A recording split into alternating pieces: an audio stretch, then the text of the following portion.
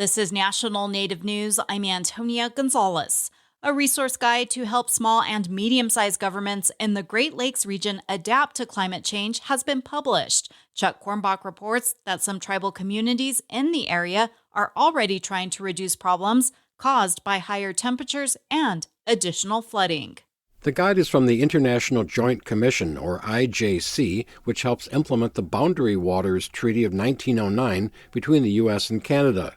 Liz Kirkwood of the IJC's Water Quality Board says climate change has brought more severe storms, loss of ice cover, and extreme temperatures to much of North America, including the Great Lakes region. In 2024, extreme weather disasters cost the 8 Great Lakes states more than $13 billion combined. Some of the costliest disasters happened in the last 5 years. While debate continues over how to reduce air pollution that contributes to climate change, the IJC has published a guide aimed at helping small and medium-sized governments adapt to the new temperatures and heavier rainfalls. Charlie Rasmussen of the Great Lakes Indian Fish and Wildlife Commission says his organization welcomes the sharing of best practices, funding ideas, and other strategies.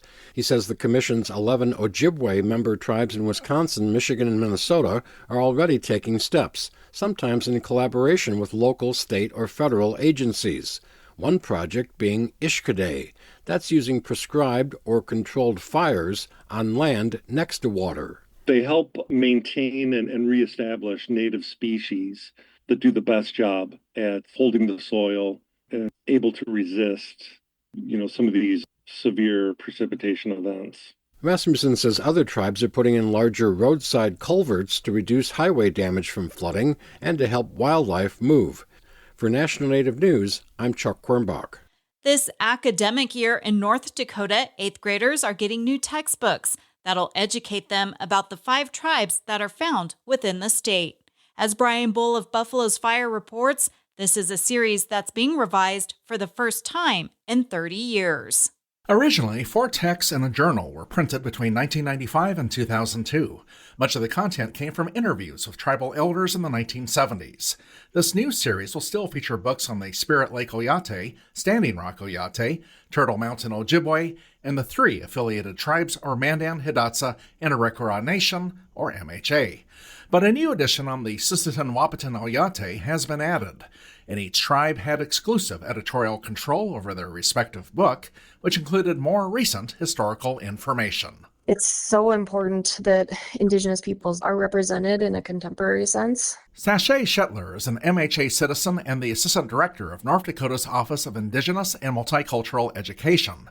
She recalls classmates growing up who thought Native people were extinct. Then you have people getting elected into positions, and if you have somebody thinking that Indigenous peoples don't exist, they're going to make policies that aren't bettering our communities for everyone. 5% of North Dakota's population is Native American.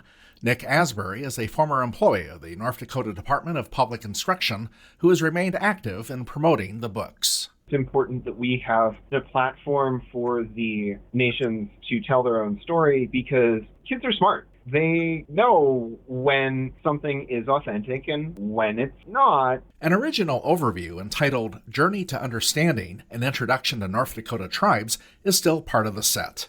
Besides 8th graders, people can download the set for free or order a published copy online. For National Native News, I'm Brian Bull. And I'm Antonia Gonzalez.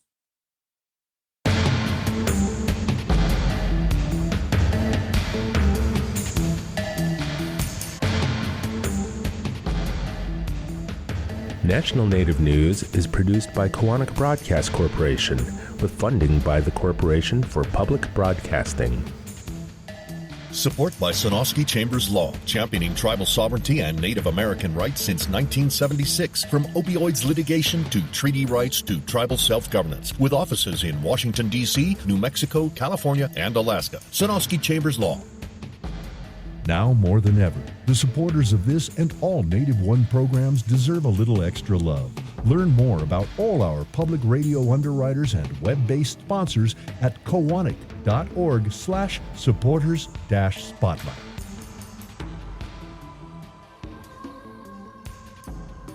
Native Voice One, the Native American Radio Network.